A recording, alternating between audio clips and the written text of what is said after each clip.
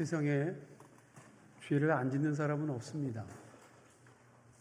제가 아무리 보아도 정말 이 사람은 죄 없이 사는 사람이다.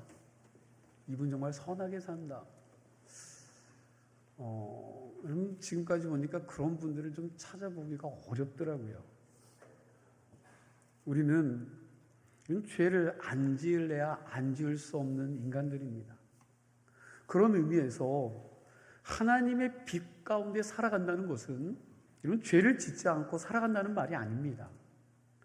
하나님의 빛 가운데 사는 삶은 죄를 지었음에도 불구하고 나의 부끄러운 허물과 죄를 마음 한구석에 담아놓고 찜찜하게 살아가는 삶이 아니라 하나님의 빛을, 여러분 그 빛이신 하나님 앞으로 나아가 나의 부끄러운 허물과 죄를 자백하고 하나님의 용서를 받아 다시 새롭게 살기를 결단하는 삶인 줄 믿으시기 바랍니다. 그러니까 빛 가운데 사는 삶은 하나님 앞에 나아가서 나의 죄를 자백하는 삶이에요. 더 쉽게 말할까요? 빛 가운데 사는 삶은 계속해서 자백하는 삶입니다. 용서를 구하는 거예요. 왜 계속해서 자백합니까? 왜요? 계속해서 죄를 지으니까요. 물론 우리가 죄를 짓지 않기를 노력해야 하지만 그럼에도 불구하고 우리는 앞으로도 죄 가운데에서 살 것이 틀림없기에 날마다 순간마다 두려운 마음으로 하나님의 긍휼을 구하는 삶을 살아야 한다는 사실입니다.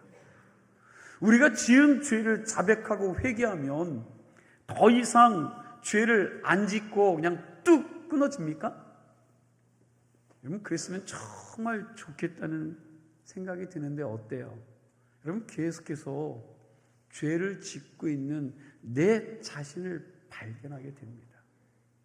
하나님도 이 사실을 아십니다. 그래서 칭의를 위해서뿐만 아니라 성화의 과정을 위해서도 우리에게 화목제물 대신 예수 그리스도를 우리에게 다시 소개해 주시고 있다는 거예요.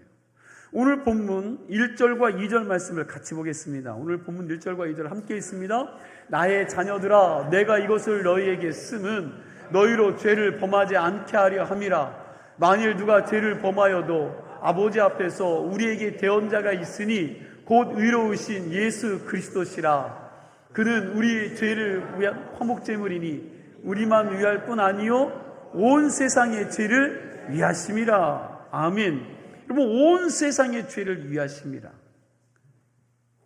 이 말씀이 기록된 최종 목적은 우리가 더 이상 죄의 유혹에 넘어가지 않고 죄를 범하지 않도록 하기 위함입니다.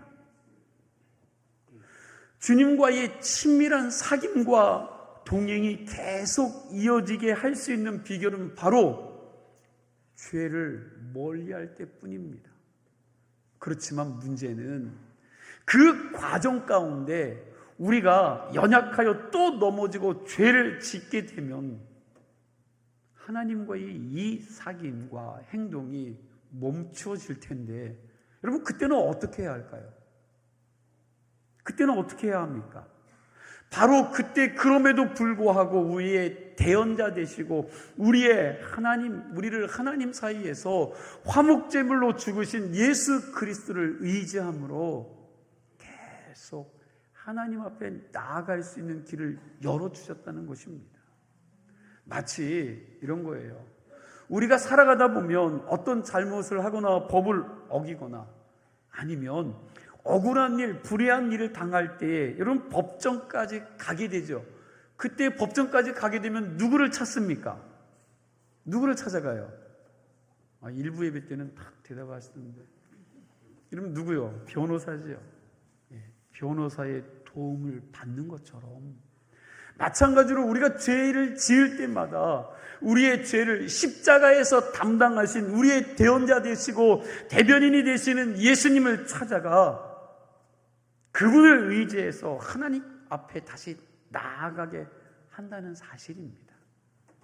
그러나 지난주에도 말씀드렸듯이 이 지점에서 우리가 한 번 더 생각할 것이 있습니다. 변호사가 있다고 우리가 막 죄를 지어도 됩니까? 아니죠. 그런 것처럼 우리가 죄를 지어도 우리의 대언자 되시는 주님의 십자가를 의지해서 하나님 앞에 나아가기만 하면 용서해 주신다고 하니 그 은혜를 빙자하여 상습적인 범죄자 또는 상습적인 회개꾼이 되지는 말아야 한다고 이미 지난주에 말씀을 드렸습니다. 이런 오해를 하면 이건 개가 토한 것을 도로 먹듯이 똑같은 죄를 습관적으로 반복하면서 아무런 죄책감을 못 느끼게 된다는 거예요. 나도 그러고 싶지는 않지만 어쩔 수 없이 그랬다는 말로 여러분 계속해서 자기 자신을 합리화하는 겁니다. 나는 그러고 싶지 않았는데 내 육체가 너무 약하다 보니까 그럴 수밖에 없습니다 하면서 여러분 스스로가 스스로에게 면죄부를 주는 것입니다. 이렇게 되면 이젠 죄를 미워하고 여러분 죄를 멀리해야 됨에도 불구하고 이제는 여러분 죄를 멀리하지 않고 죄와 어떻게 자꾸 타협하며 살아가는 거죠. 나는 연약하니까 어쩔 수 없어. 이건 예수님의 희생, 하나님의 죄사함의 은총을 헛되게 만드는 사실이라는 것을 여러분과 저는 기억하셔야 돼요. 여전히 똑같은 죄를 계속 반복해서 짓는 사람은 끝내는 빛 가운데 살아갈 수도 빛 가운데 나아갈 수도 없게 된다는 사실을 잊어서는 안 됩니다. 여러분들은 이 말씀에 대해서 어떻게 생각하십니까? 나의 신앙이 예수 믿은 지 10년, 20년이 되었는데도 하나도 전진함과 성숙함이 없고 매일 똑같은 죄를 반복하는 신앙이라면 과연 빛 가운데 사는 삶이냐는 거예요. 여기에 대해서 사도 바울이요 로마서 6장에 이렇게 말씀하고 있습니다. 6장 1절 2절 보면 그런즉 우리가 무슨 말을 하리요? 은혜를 더하게 하려고 죄에 거하겠느냐? 그럴 수 없느니라. 절대로 그럴 수 없습니다. 여러분 절대로 그럴 수 없다라는 거예요. 오늘 본문에서 사도 요한도 바울과 똑같은 투로 말을 하는 것을 볼 수가 있습니다. 4절 말씀 우리 함께 볼까요? 4절 말씀, 본문 4절 말씀 함께 봅니다. 그를 아노라 하고 그의 계명을 지키지 아니하는 자는 거짓말하는 자요 진리가 그 속에 있지 아니하되. 아멘. 예수님을 안다고 하면서 예수님의 계명을 지키지 아니하면 뭐 하는 자라고요? 말하고 싶지 않지만 거짓말하는 자라고 말하고 있고요. 그 속에 뭐가 없어요? 진리가 없다고 말씀하고 있습니다. 자기가 예수님을 잘 안다고 하면서 나는 예수 잘 믿는 사람이라고 말하면서도 예수님의 말씀을 지키지 않는 사람, 예수님의 말씀에 순종하지 않는 사람, 여러분 이 사람을 어떤 사람이라고 성경은 말합니까? 거짓말쟁이라는 거예요. 거짓말쟁이. 그리고 그 속에는 진리가 있지 않다고 그럽니다. 그 사람 속에는 진리가 없다는 거예요. 하나님의 계명대로 살지 않는 사람, 하나님의 말씀에 순종하지 않는 사람은 거짓말하는 자고요. 진리가 그 속에 없는 사람인데 그 사람의 신앙, 여러분 그 사람의 신앙을 어떻게 우리가 믿을 수 있겠느냐는 거예요. 하나님은 온데간데 없는데 그 사람을 어떻게 믿습니까? 그 사람을 어떻게 따라가요? 이 말은 정말 예수님을 알고 예수님을 믿는다면 예수님의 계명을 지키는 것으로 자기 신앙을 입증하라는 말씀입니다. 말로만 믿는다라고 말하지 말고 삶으로 증명하라는 거지요. 하나님의 말씀을 많이 알고 있으면 뭐하냐? 아는 것. 여러분들이 아는 것, 순종하는 삶으로 살아내라는 겁니다. 진실한 삶이 없는 사람은 믿는 것과 사는 것이 다르기에 그 사람의 신앙이나 인격이나 인품을 믿을 수 없다는 거예요. 사도 요한이 이렇게 말하는 것을 보아 여러분 초대교회 그 시대에도 입만 살아서 움직이는 그런 성도들이 많이 있었다는 것을 말씀을 통해 우리가 알 수 있습니다. 믿는 것과 사는 것이요 똑같아야 하는데 그렇지 않은 겁니다. 하나님을 안다고 하나님을 믿는다고 하면서 10년 20년 예수 믿었는데 뭐가 안 변해요? 내 삶이, 자신의 삶이 변화가 하나도 없었던 것입니다. 그럼 반면에 본문 5절 말씀을 보면 하나님의 말씀을 지키고 계명에 순종하는 자들에게 대해서 이렇게 말씀합니다. 5절 말씀 우리 함께 읽습니다. 누구든지 그의 말씀을 지키는 자는 하나님의 사랑이 참으로 그 속에서 온전하게 되었나니 이로써 우리가 그의 안에 있는 줄을 아노라. 아멘. 누구든지 예수님의 말씀을 지키고 순종하는 자에게는 하나님의 사랑이 그 사람의 삶 속에 온전히 이루어진다는 것입니다. 이렇게 하나님을 사랑하는 것이 내 삶 속에 이루어지는 것을 보는 사람은 내가 하나님 안에서 살고 있구나. 주님이 내 안에 나와 함께 하시는구나를 알게 돼요, 모르게 돼요? 알게 된다는 것입니다. 알게 된다는 거예요. 말씀을 지키면서 말씀에 순종하면서 사는 사람에게 하나님의 사랑이 온전하게 충만하게 이루어진다는 거죠. 그래서 날마다 예수 믿는 감격 속에서 살아갈 수 있다는 것입니다. 이게 오늘 사도 요한의 말씀입니다.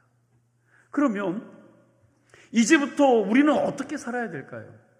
여러분과 저는 어떻게 살아야 합니까? 6절 말씀을 보니까 결론적으로 이렇게 선포하고 있죠. 6절 말씀도 함께 있습니다. 그의 안에 산다고 하는 자는 그가 행하시는 대로 자기도 행할지니라. 아멘. 여기 그 안에라는 그 안에는 여러분 누구를 뜻해요?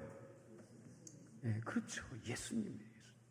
예수님입니다. 예수님 안에서 산다고 주장하는 자들은 예수님이 행하셨던 대로 자기들도 뭐하면서 행하면서 실천하면서 살아야 한다는 것입니다. 예수님이 사셨던 것처럼 그러한 삶을 살아야 한다는 겁니다. 여러분, 예수님이 어떻게 사셨습니까? 예수님이 어떻게 행하셨어요? 요한복음 15장 10절 말씀을 보니까 예수님이 이렇게 말씀합니다. 함께 읽겠습니다. 내가 아버지의 계명을 지켜 그의 사랑 안에 거하는 것 같이 너희도 내 계명을 지키면 내 사랑 안에 거하리라. 아멘. 내가 아버지의 계명을 지켜서 그의 사랑 안에 거하는 것 같이 이 말씀을 보니까 아버지의 사랑 안에 살게 되면 여러분 어떤 전제 조건이 붙어요? 잘 보세요. 아버지의 사랑 안에서 살게 되는 전제 조건이 뭡니까? 뭐 하면? 그렇죠. 아버지의 계명을 지키는 거예요. 아버지의 계명을 지키는 것입니다. 아버지의 말씀에 순종하여 그 말씀을 지키는 것과 아버지의 사랑 안에 사는 것, 여러분 이건 같은 겁니다. 따로 떨어져 있는 게 아니에요. 아버지의 말씀을 지키면서 사는 것과 하나님을 사랑하는 것, 뗄래야 뗄 수 없는 밀접한 관계입니다. 이렇게 사는 것이 어려운 문제가 아니죠. 여러분 부모님을 다 사랑하시지요? 네. 사랑하지 않는 분들은 없는 줄로 압니다. 다 사랑하시리라 생각하고 말씀을 드립니다. 여러분 그렇게 부모를 사랑한다고 하면 그럼 부모님의 말씀에 대해서 어떻게 해야 돼요? 그렇죠. 순종해야죠. 여러분 그렇게 부모를 사랑한다고 하면서 부모님 말씀에 대해서 순종하지 않고 제 멋대로 사는 사람은 정말 그 부모님을 사랑하는 사람이 아닐 것입니다. 자식이 정말 부모를 사랑한다면 부모의 마음을 아프게 하는 일을 해요, 안 해요? 하지 않는 거예요. 하지 않습니다. 저희 집사람이 하지 말라고 그랬지만 제가 좀 하나 하려고 그래요. 제가요, 우리 집사람을 사랑할까요? 안 사랑할까요? 엄청 사랑해요. 여러분 그래서 지금은 집사람이 하는 얘기들을요 잘 귀담아 들으려고 합니다. 얼마 전까지 잘 안 들었거든요. 그럼 굉장히 귀담아 들으려고 해요. 한편으로는 아직도 말하다가 내 논리를 따지면서 네가 옳으냐 내가 옳으냐 막 따지지만 여러분 그래도 할 수만 있다면 경청하려고 집사람 말대로 하려고 많이 노력하고 있습니다. 그러나 여러분, 그럼에도 다툼이 있죠. 그럼에도 불구하고 여러분, 서로 대화로 풀려고 하고 상대방의 입장에 서려고 하고 여러분, 그 사람에 대해서 좀 배려하려고 노력합니다. 다시요, 여러분, 사랑한다는 증거가 뭡니까? 여러분, 사랑한다는 증거가 뭐예요? 내가 사랑하는 사람의 마음이 아프지 않았으면 하는 거예요. 여러분, 사랑하는 증거는 다른 게 아니라 내가 사랑하는 사람이 마음 아프지 않는 겁니다. 그래서 사랑하면 내가 그 사람의 말을 주의 깊게 듣게 돼 있고요. 그리고 사랑하는 사람이 싫어하는 것들, 마음 아파하는 것들은 해요, 안 해요? 안 하려고 하는 거죠. 그 대신에 뭘 해요? 기뻐하는 일을 하려고 하는 것. 이게 사랑하는 거지요. 그런데 하나님 아버지를 사랑한다고 하면서 하나님이 가장 싫어하는 죄를 밥 먹듯이 짚습니다. 하나님 아버지가 내가 무엇을 원하는지, 무엇을 기뻐하는지에 관한 관심은 바뀌고요. 말씀하셔도 도무지 듣지도 않고 들으려고도 하지 않습니다.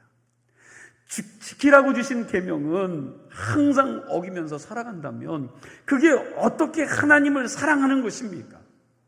예수님은 아버지의 계명을 잘 지켜 아버지의 사랑 안에 온전히 거하시면서 사신 줄로 믿으시기 바랍니다.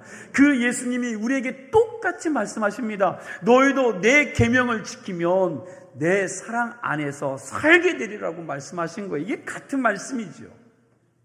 여러분, 예수님 사랑하십니까?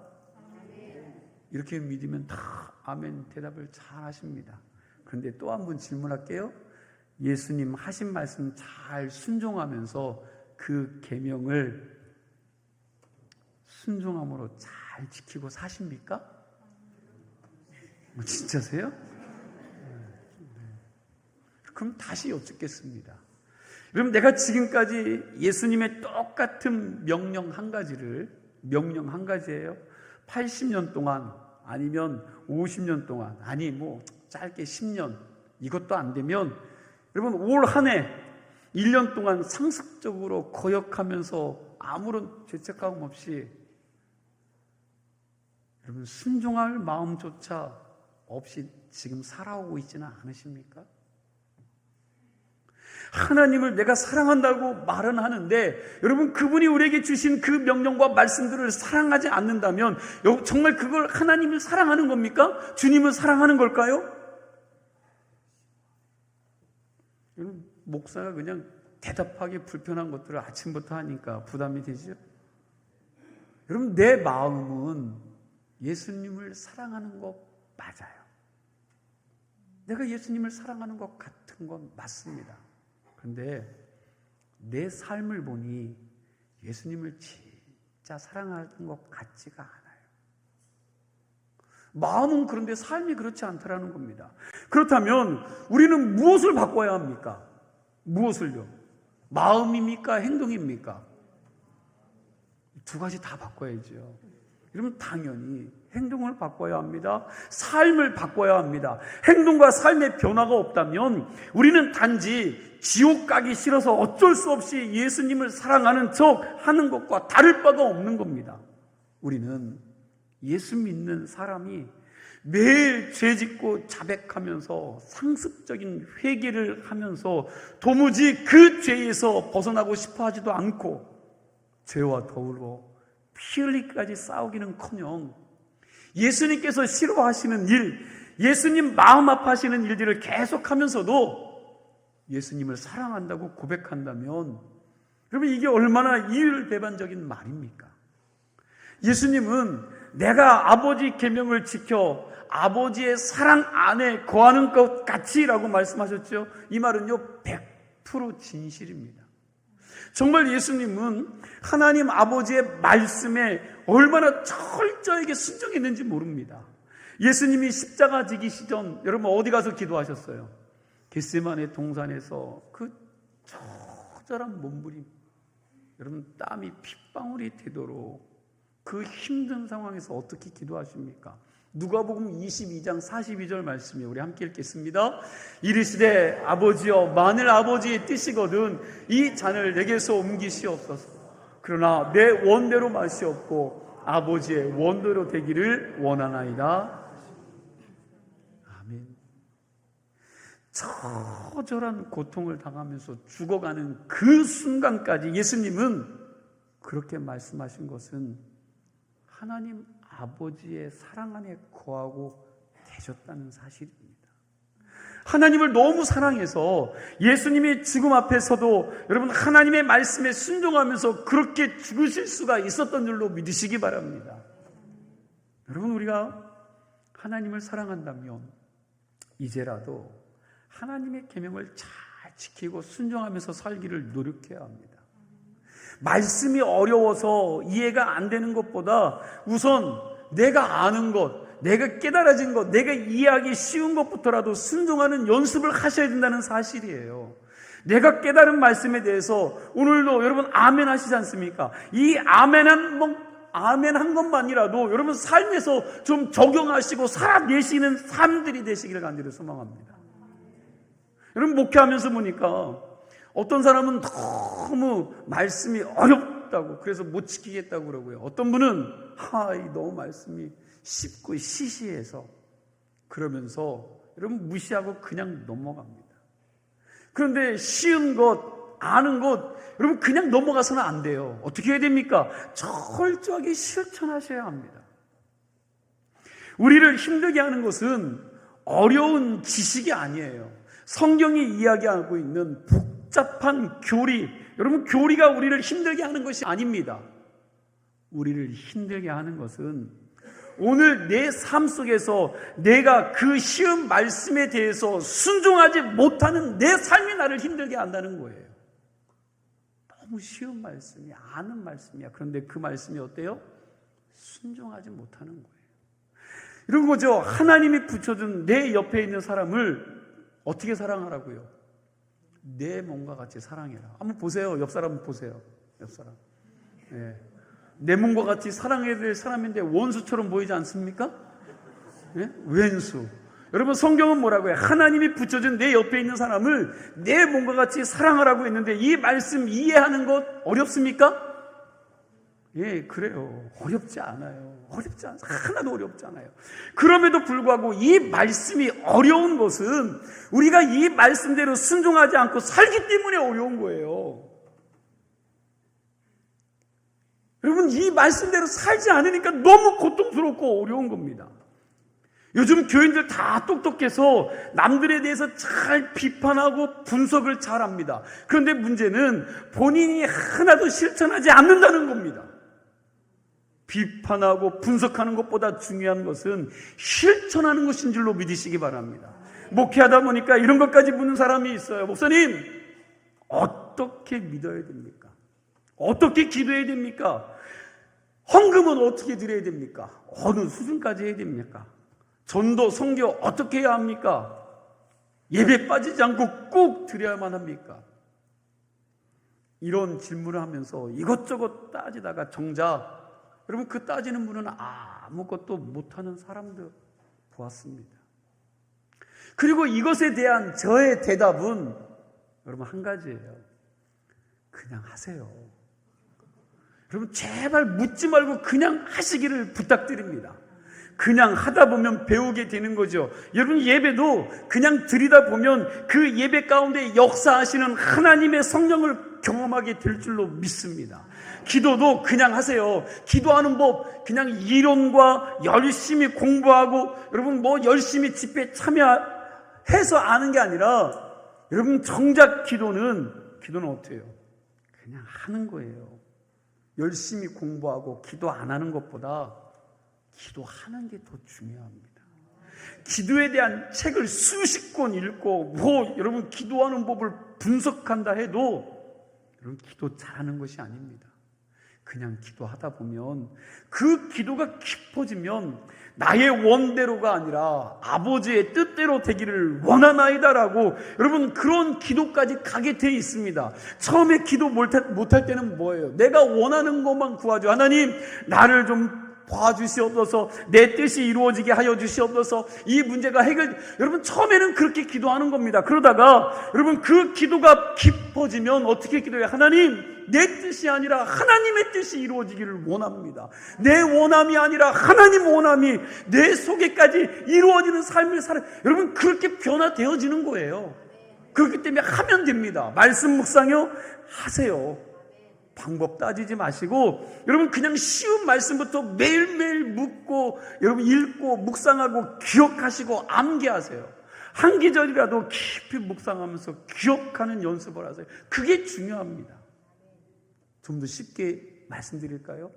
여러분 어린아이들이 숟가락질을 배울 때 여러분 처음에 밥에 입에 들어가는 게 많아요? 흘리는 게 많아요?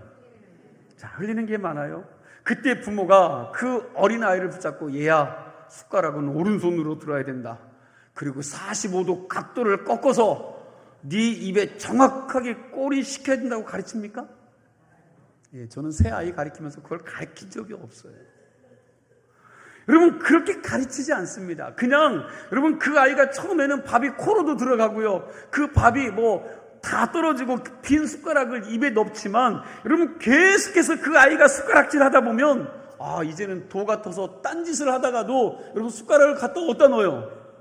예, 하나도 흘리지 않고 자기 입속으로 아주 정확하게 들어갑니다. 여러분 잘 모르겠거든.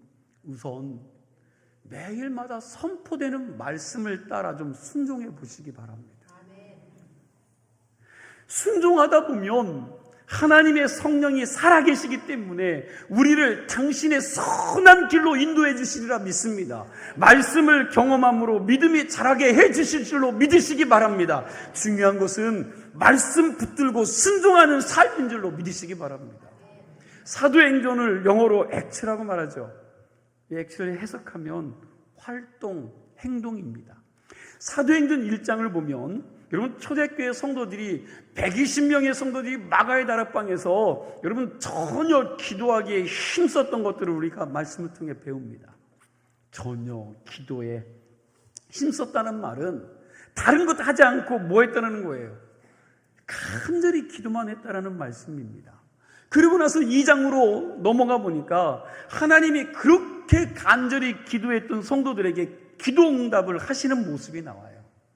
하나님이 기도 응답하시는데 여러분 그 성도들의 기도하는 모습을 보고 그냥 계시지 않았습니다. 하나님도 행동하시는데 여러분 그렇게 기도한 성도들에게 뭘 부어주셨어요? 그렇죠. 불같은 성령을 그들에게 보내주셨습니다. 이렇게 하나님이 보내신 성령을 받고 성령의 다스림을 받고 성령이 충만해진 그 제자들이 여러분 그때부터 뭘 했어요?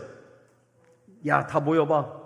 우리 하나님께 성령 받았는데 야, 그분이 어떤 분인가 한번 분석해보자. 야, 그분은 어떤 분인가 한번 우리가 연구해보자.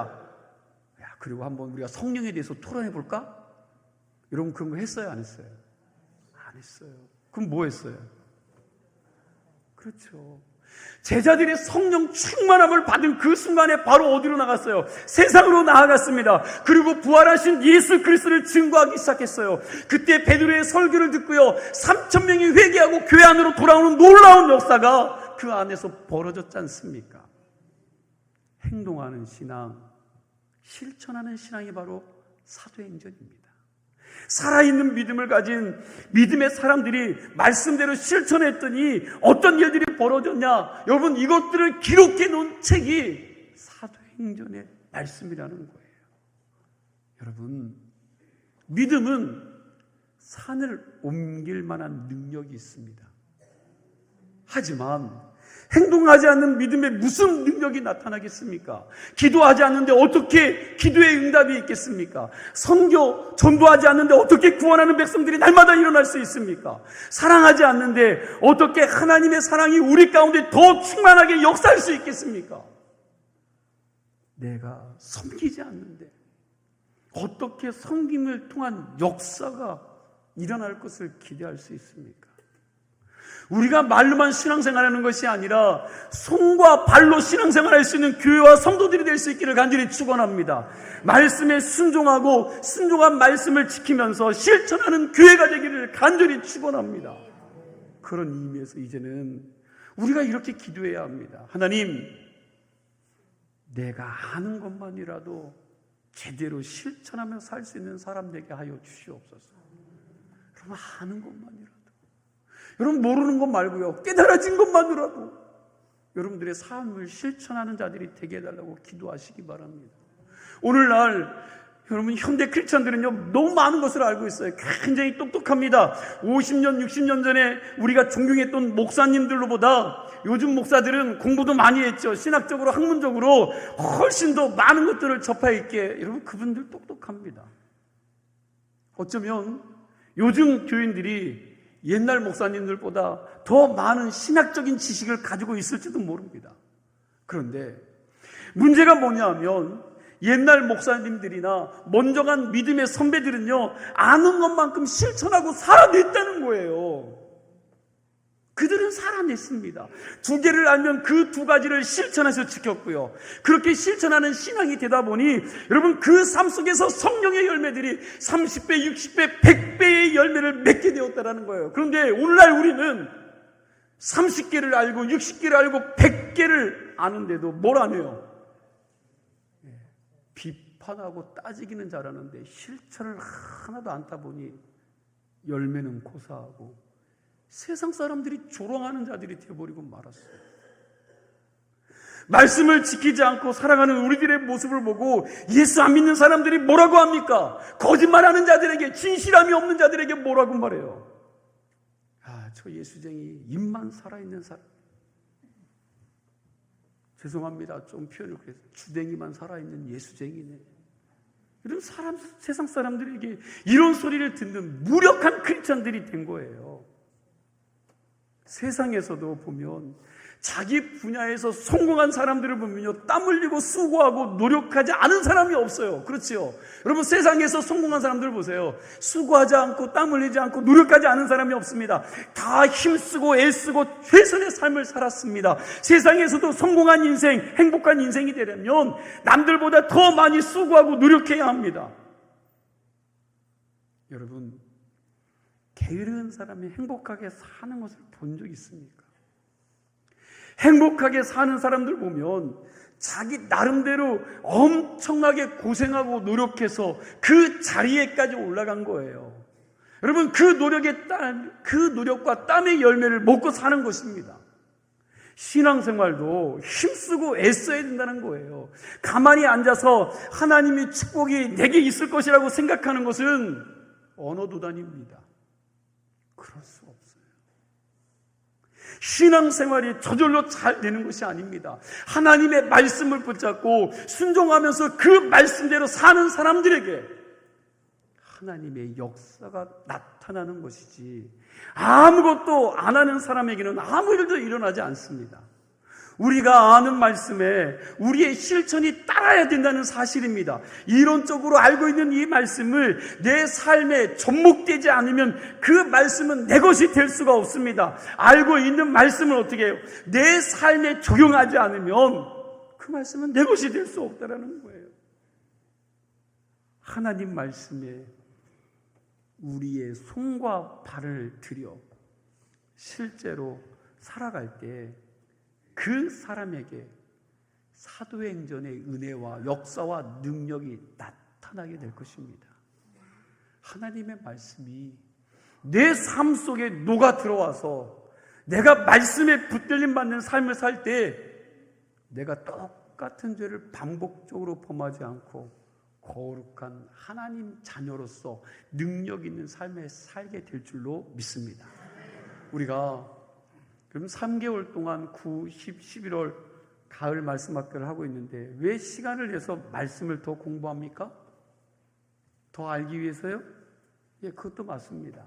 그러나 더 중요한 것은 아는 말씀, 여러분 그 말씀대로 사는 건 줄로 믿으시기 바랍니다. 아는 말씀을 삶 속에 여러분 실천하고 시도해보는 삶을 사시라는 거예요.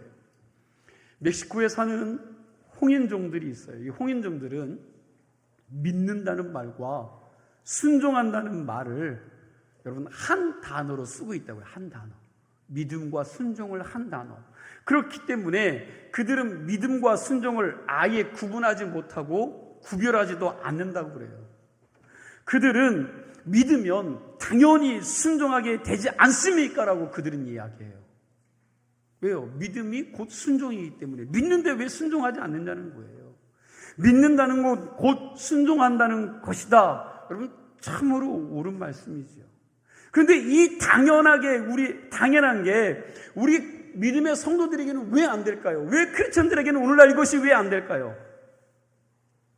하나님의 말씀을 믿지 못해서는 아닐까요? 여러분, 하나님의 명령을 받았습니까? 그러면 두말할 것 없이 순종하시기 바랍니다. 그것이 하나님을 참으로 믿는, 여러분, 믿는 자의 마땅한 행할 바인 줄도 믿습니다. 하나님의 말씀이 그렇다면, 여러분, 하나님의 말씀이 그렇다면, 그리고 그렇게 말씀하신다면, 여러분, 그냥 그 말씀에 순종하는 자가 소망이 있는 겁니다. 내 머리로 판단해서 이건 되고 이건 안 되고, 여러분, 그게 아니라 주를 기쁘시게 할 것이 무엇인가를 시험하여 보라고 말씀하는 에베소서 5장 10절 말씀처럼 좀 한번 시도해 보시기 바랍니다. 이걸 시도하는 교회가 되었으면 좋겠고 성도들이 되었으면 좋겠습니다. 기도 안 해보고 기도의 능력을 어떻게 체험합니까? 구하고 찾고 두드리라는 말씀 붙잡고 진짜 기도하는 사람이 구하는 것을 찾고 두드리는 것이 열리는 것이지, 기도하지 않는데 여러분, 그러한 사람들에게 이런 일들이 일어날 일이 없다라는 거예요. 일어나지 않습니다. 시퍼런 홍해바다, 여러분, 이스라엘 백성들이 앞으로 가라는 하나님의 말씀에 순종해서 나아갈 때 하나님께서 일하셨죠. 역사하셨습니다. 하나님께서 그들이 믿음으로 순종할 때 그 길을 여셨죠. 하나님의 명령을 지키고 순종하는 사람들에게, 여러분, 지금도 그 하나님은 일하시고 역사하신 줄로 믿으시기 바랍니다. 그래서 하나님께 순종하는 자에게 성령을 부어주시고 그 순종하는 자들에게 축복의 길이 열리게 된다는 사실이에요. 그래서 사도 요한이 지금 믿음의 2세대들에게 하는 말이 이거죠. 자백하고 용서받은 것으로 끝내는 것이 아니라 이제부터는 말씀 붙들고 살아라. 하나님의 계명을 지키고 순종하면서 살아보아라. 그러면 너희 안에서 하나님의 사랑이 온전히 이루어지는 놀라운 은혜를 너희들이 누리게 될 것이다 라고 말씀하고 있는 겁니다. 요즘식으로 진하게 표현하면 불신의 그 입을 다물고, 야, 하나님 말씀 한번 지켜봐. 우선 먼저 순종을 시작해봐. 그러면 내가 여호와 하나님임을 너는 알게 될 것이다. 여러분, 이 말씀이에요. 바라기는 우리 주문진 감리교회가 하나님의 말씀 앞에 우리의 손과 발과 삶을 들여서 실천하시고 순종함으로 하나님의 사랑이 우리 안에 온전히 이루어지는 은혜를 누릴 수 있는 믿음의 성도들이 다 되시기를 축원합니다. 기도합니다.